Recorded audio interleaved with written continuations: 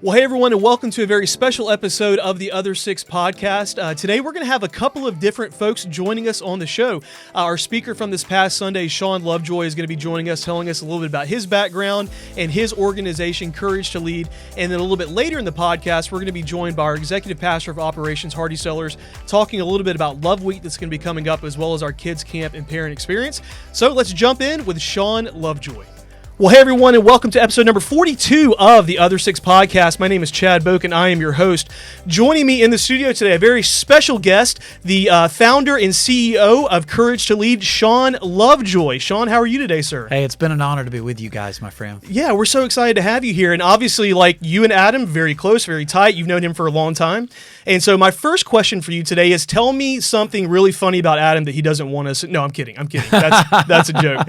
That's a joke. We're excited that you're here today and really enjoyed your message this past Sunday morning. Thank you so much for being here and joining us and making that happen. Love your city. Love your people. Yeah. We had a great time. Yeah, absolutely. Now, you were telling me you guys came in the night before and you actually got to go eat at one of our local restaurants, Vintage Year. Is that right? Yes. How did it hold up? Was it okay? I'm a foodie, and I'm from Birmingham. Birmingham's a foodie town. Right. But it was really good. Good. Well, I'm really happy good. to hear that. Happy to hear that. Well, real quick, I guess, let's get started. I want to get to kind of what your organization does and talk a little bit about the message. But before we get there, tell me a little bit about Shawn Lovejoy. Where are you from, your family, kind of your history, your connection with Adam, all that kind of stuff. Sure. Well, I sort of refer to myself as a spiritual entrepreneur. Okay. Like I mentioned on the platform. I was a real estate developer, turned church planter, turned mega church pastor. Wow. Turned coach. Oh my goodness. And then handed the church off 8 years ago to coach full time. Okay. With marketplace and ministry leaders. Okay. Now where are you from originally? Birmingham. Okay, Born from and Birmingham. raised. Okay, yeah. This will be the most controversial thing I say in the podcast. Okay. I cried when Paul Bear Bryant died. You've got some amens happening right now, and if but I was 11 years old when he died. Okay. They carried his funeral on all three networks, and I can remember getting caught up in that. Yeah. And it just got in my blood. My goodness. dad's an Auburn fan. Okay. My daughter hasn't seen the light. She just finished her freshman year on the dean's list at Auburn University. Oh, there you go. I'm actually proud of her, and I'm not a hater. All right, so you mentioned your daughter. Tell me a little bit about your family. Yes, I've been married to my wife Tricia for 29 years. Okay. As I mentioned this weekend. 29 years. 29 My years. goodness. We're going to go to Italy for our 30th. Okay, congratulations. We're planning that right now, which that's is awesome. half the fun. And then I've got a daughter and son-in-law, Okay. and my first grandchild named Color. Oh, that's awesome. Yeah. How old is Color? 7 months old. Oh my goodness. 7 months old. Still so young. What a sweet age that is. The name Color means to reflect light. Yeah. So pretty cool. And then my middle child Madison just finished her freshman year at Auburn, as I mentioned, and then my son Paul will be a senior in high school this year. Okay. Well, that's fantastic. Now, I know a lot of folks are probably wondering what's the connection between you and Vaughn Forest Church, and the connection is through Adam Bishop, our lead pastor. So tell me a little bit about how you met Adam and the connection there. He worked for me, when I Okay. was a senior pastor of a mega church, joined our team, was over all things spiritual connections. He's a master at discipleship, has a huge heart for it, and great at just ministry systems and building the assimilation process in our church to help people take their next spiritual step. And we served together for about 3 years and just became great friends through that process. And he felt a calling on his life. I've always felt like the staff didn't belong to me. Sure. They belong to God. Right. And I want to see them advance their calling. Yeah, And he walks into me one day and says, I think God's preparing me to be a senior pastor. Yeah. And of course, I became his number one cheerleader and fan and wanted to see him grow and succeed. And, now we get to sort of serve together and do some coaching with pastors alongside each other. And it's a great joy in my life. Well, we definitely have gotten to experience the fruit of that because, we love having Adam here as our lead pastor. And it's funny, folks that listen to this podcast a lot, they know your name, Shawn Lovejoy, because if you've listened to the Other Six podcast, you've heard Adam say, now, I've stolen this from Shawn Lovejoy, or I borrowed this from Shawn Lovejoy. So he usually gives you credit. And so anyone that's listened for any extended period of time definitely knows your name and knows the influence that you've had on Adam's life. And so we're really grateful for that. So talk to me a little bit about Courage to Lead. And I actually had the privilege a couple of months ago, I think it was, of going up to the Courageous Pastors Conference near Atlanta. So tell me a little about Courage to Lead, but it's not just for pastors. Is that correct? Yeah. When I was a pastor, I felt like a business guy trapped in a pastor's body. Right. I love spreadsheets. I love systems. I love boardrooms more than the platform, honestly. Sure. And I just knew at some point I'm a really good pastor, but I think I'm a better coach. And my missional engagement was always like the Rotary Club, the Chamber of Commerce. Right. Served on the board of a hospital and a college. So I just knew that beyond preaching on a weekly basis, I was going to coach leaders. I just didn't know everything it was going to look like. And so we built a database of like 20,000 churches. I've been coaching pastors in churches for 20 years. But along the way, began to build some influence among marketplace leaders. So we made the second scariest decision we've made outside of starting a church to hand the church off. Wow. That we had birthed in our living room to thousands of people and multiple campuses for potentially more influence. When you fast forward today, we have 19 coaches. We have a marketplace division at Courage to Lead. Sure. And we have a ministry division at Courageous Pastors. And I was made for this. I was made for this. Yeah. So I love it, enjoy it, and I'm gifted at it. That's incredible. So I want to talk a little bit about the model that you use with Courage to Lead, because one of the things that I thought was really good is you talk about how you guys aren't just consultants, you're coaches. Can you explain to me the difference between a consultant and a coach? Sure. Well, a consultant will tell you what you ought to do, with a limited relationship, but a coach will walk alongside of you. Yeah. And a coach will hold you accountable, which is perhaps the greatest value of coaching.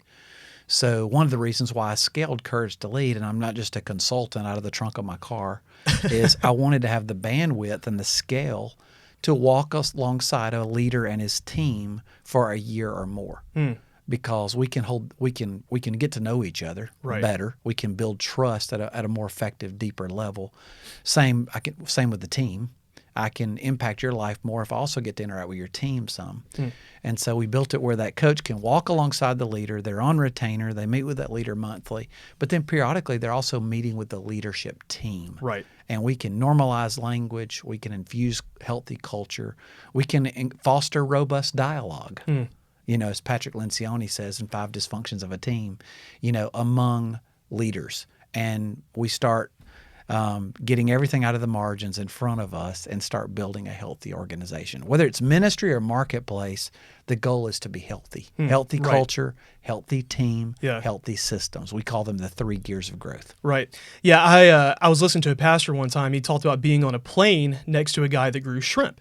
And he said, well, how do you grow those shrimp? He says, well, it's really easy. If you get the environment right, the environment healthy, the shrimp grow. So when the culture and the environment is right, things grow, is what I hear you saying. Right. And if it gets unhealthy, if the culture gets unhealthy, right. or the team becomes divided, or you outgrow your systems, I call it outkicking your coverage, it'll cause an organization, marketplace or ministry, to eventually get stuck. Yeah. And I love what you said there about this idea of, like a consultant kind of comes in for a little bit, but a coach walks alongside you and commits and is invested in that. So, we may have some folks right now listening, and they're thinking to themselves like, I'm not a leader. I'm not a leader where I am. What would you say to that person? Well, I tell leaders all the time, first of all, if you're ever hearing Shawn speak and you're like, I've heard that somewhere before, I guarantee it. I've never had an original thought. Right. Everything I know, I learned from someone else. Right. But it's true for you. It's true for all of us. That's right. I heard John Maxwell say, maybe 30 years ago now, leadership is influence. So if you're a stay-at-home mom and you're raising your children, you're a leader. Right. Whether you have a title or not at work, you have a sphere of influence. So many times we disqualify ourselves, discredit ourselves, frankly let ourselves off the hook a little bit because we underestimate the influence we have. Uncle Ben told Peter Parker in Spider-Man, with great power comes great responsibility. That's with right. great influence comes great responsibility. So we often underestimate. So if you have influence, you are a leader. Right. And we all know of situations where the person with the title is actually not the one with the most That's influence. Right. That's exactly right. In an organization, church, or company. So it's important that we know our spheres of influence and we take it seriously. That's a stewardship, to steward the influence that God has given us, well. Right. So I want to shift gears a little bit. Recently, you wrote a book. called Building a Killer Team. And so can we talk a little bit about the book and what your goal is for folks that read that book? Yeah. First of all, the tagline of the book is the most hope-giving. Building a killer team without killing yourself or your team. Yeah. That's an important part of it, right? We've talked for years at Courage to Lead about coaching leaders through what keeps them awake at night. And I often ask leaders, what keeps you awake at night? But I actually know, after 20 years of coaching, consulting, leading leaders, the number one thing that will keep you awake at night is people. People tensions. Money will be number two. Sure. Finances, but people will be one. And so the building a killer team was our desire to sort of focus on the people, the HR, human resources side of things, how to foster togetherness, how to recruit and keep great talent, how to bolster accountability on your team, how to structure for growth and peace, and how to maintain rhythms and finish lines so that we don't burn people out and use people up in the process of building our thing. And it can happen in the church. Sure. And it can happen in companies. As a young leader, sometimes I used people to get the work done, right, rather than using the work to build people. Oh, what a cool distinction! And I say in the book, what rhetorically, asking once again, what will you boast about 10 years from now? And it won't be the nickels, the noses, the platforms, how many followers you have on Instagram or Facebook or friends. It will be stories you tell. Man, that was so great having Shawn join us. I'm so appreciative that he took the time to spend a little bit of time here with us today, letting us know about Courage to Lead. I'm joined now by our Executive Pastor of Operations, Hardy Sellers. Hardy, how are you doing today, sir? I'm doing very well, Chad. Appreciate you. Yeah, appreciate you taking some time to join us here in the studio.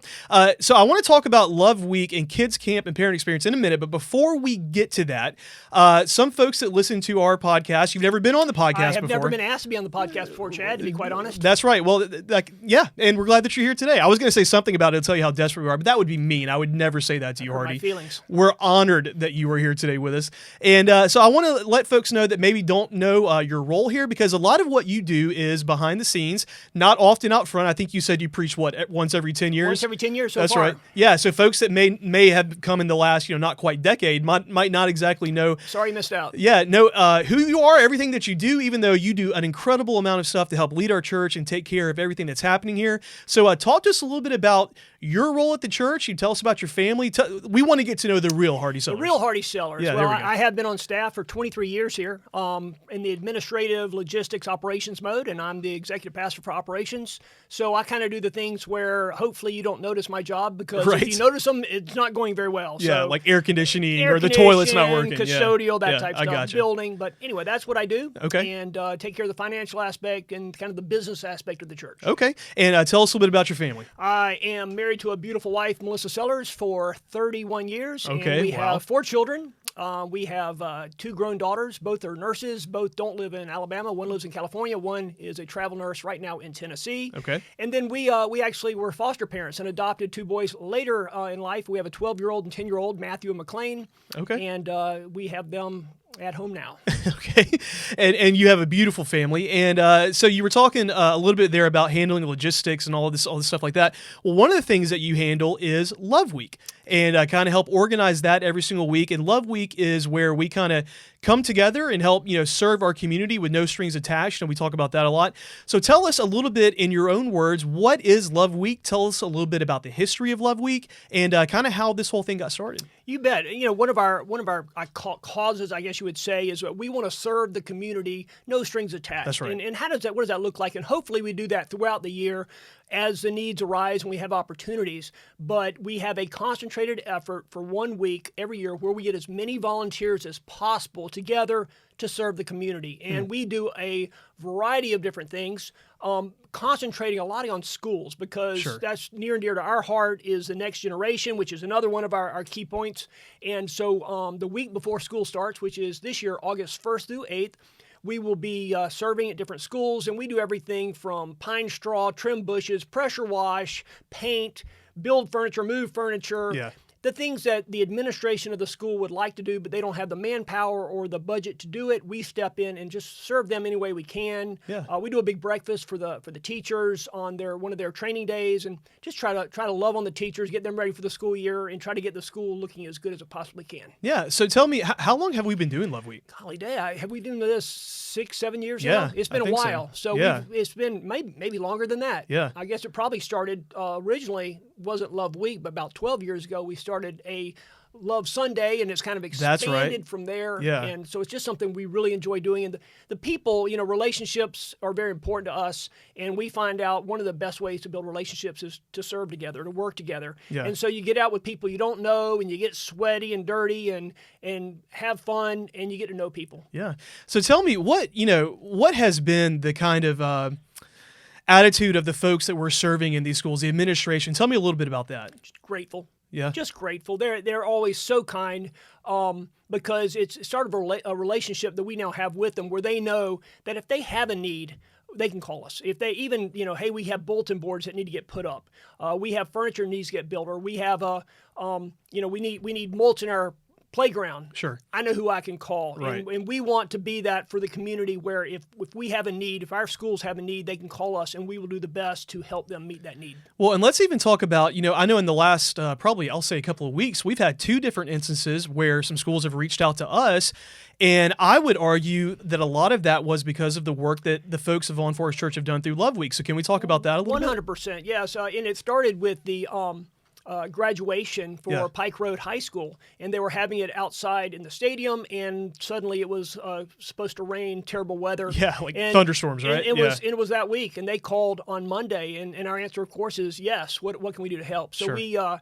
we stepped in and hosted their graduation, and then about a little over a week later, the Pike Road High School football team, they won the championship, or the state championship this year, and they got their rings in, and they were very, it's already a little late. School had ended, and they want to get to the rings to the players. Okay. And so they called up and they said, "Hey, is there any way? Do you have a facility that can hold about 400 people?" And I said, "Of course we do." Sure. And we hosted them as well. What a great event, and we're proud to do that. That we had the facility to do that, but it's just neat to see what the schools are doing impacting these kids. Yeah, absolutely. And again, it's awesome to see the partnership that can happen between the church and the schools. Like you said, impacting kids. I mean, we look at the world around us, we see all this evil and this crazy stuff that's happening. And so I love the fact that in our community, church leaders, the school leaders, we can come together and really work towards the good of these kids and also help point them to Jesus, right? Exactly. And that's what it all comes down. It's just making an impact and developing a relationship with them. We earn the right to share Jesus with them. Yeah, that's awesome. So if folks want to get involved with Love Week, what is the best way for them to do that? If you're online, you can on the connection card online, or the connection card at the church. You can just put it there. I want to get involved with Love Week, and we'll start promoting it really heavily starting in July. Sure. And just say I want to get involved, and I will. And if you have a skill, talent, anything special, or tool, like I have a pressure washer, let me know that, and we'll put you to work. Yeah, absolutely. Yeah, I love what you said there. How it's all skill levels, right? So, like for me, who I think I know which correct end of a hammer to hold, I'm not 100% sure on that. I have to watch a YouTube video every time I do that. That's what it's for. Yeah. But you can use guys like me to put out pine straw or serve or do whatever, move furniture, and then for folks that can build, construct, any of that kind of stuff, It's all school levels. And, and I really like, especially like Pine Straw is a great example, is families. You Yeah. know, we have little 2- and 3-year-olds. They can, and it's just fun to watch them out there learning what it looks like to serve. Sure. With their parents and going out, and we're going to serve these people, and there's nothing they can do to repay us. Yeah. There's nothing we want them to do to repay us. This is no strings attached. We want to serve you for the glory of God. Yeah, absolutely. Now, there may be some folks listening that don't attend Vaughn Forest Church, and we would love to have you join us on the weekends, 9:30 or 11. But if you want to get involved with Love Week, we would love to have you. Just email hardy.sellers@vaughnforest.com. Send me an email. We'd love to get you Sure. plugged in and Absolutely. serving. Yeah. Everybody can serve. Yeah, so we're really looking forward to that. Tell me the dates again for this year. August 1st through August 8th. Okay, and so we're going to be out there. We're going to be serving, doing all kinds of cool stuff at schools and all around the community, so we would love to have folks involved with that. Now, shifting gears just a little bit, I want to talk about our kids camp and parent experience on July 24th through the 26th. Second annual. Yeah, that's right. Second time we've done it. And let's talk a little bit about that. So I'll talk about the kids camp. I mean, it's a great time I think babies through middle schoolers come up here. They have a blast. It's 5:30 to 7:30 p.m. each night. There's crafts. We feed them dinner, which I think you're actually in charge of feeding dinner. Look at you, Mr. Logistics. And then they play games. They have music. They learn about Jesus, and they have a really, really good time. But then I want to talk about the parent experience because you're also heavily involved with that. Let's talk about what that looks like. So we have a Sunday night, a Monday night, and a Tuesday night. Tell me about Sunday night. Well, let's kind of, going back to why we did this. Sure. This is actually a result of COVID. And Okay. COVID was a great wake-up because it allowed us, we were forced to stop doing things that as we had always done them. Right. And for us, that was, we had an event for children the first week of June, and we had done it was a great event, but we found out that in our case, living in Montgomery, Alabama, a lot of our folks are military. Right. And we had these military people, and they're leaving, and so a lot of them that would actually alter their departure just so their kids could take part in that, which was great. But really, when we looked at it, wouldn't it be better to have something right when they moved to town where they didn't know anybody, where they hadn't picked a church, where their kids were looking for friends and relationships? So we said, hey, this could be a better, and instead of the mornings where it's just the kids, what can we do to involve the parents? So that's kind of the premise of why we moved it from June to into July, is to capture some of this military and also to help us kickstart the fall semester. Sure. So on Sunday, we have something for the kids. The kids show up. You check your kids in. You can do it online, have them all ready, and they go off. So your kid trots off to have a wonderful time, play games, get fed dinner. It's going to be a wonderful thing. Right.